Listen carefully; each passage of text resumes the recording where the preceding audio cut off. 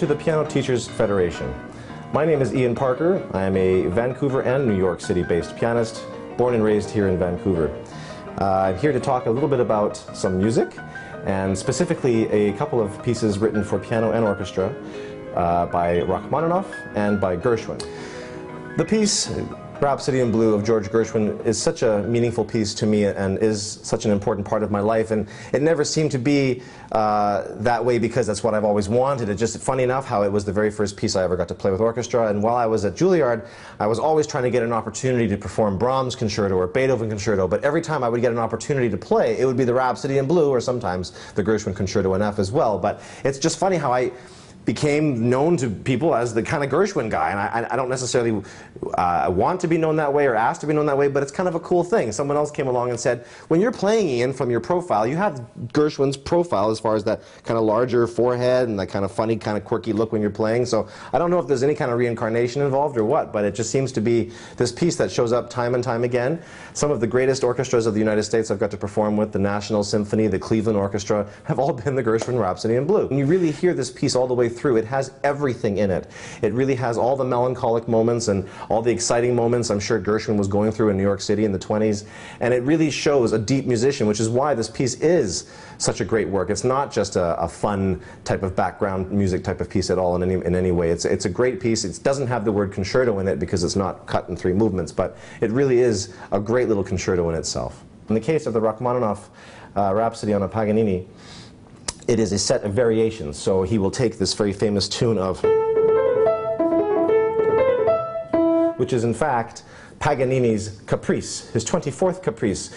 We often use the word etude for a little exercise-like difficult pieces of music for piano. In this case, a Caprice, which is a very technically challenging and very musical piece written for, in this case, solo violin by Paganini.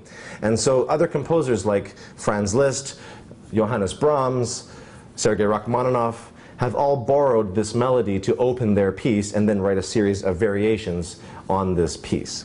And here is a little sneak peek sample of some of the music you'll be hearing on October 5th's concert.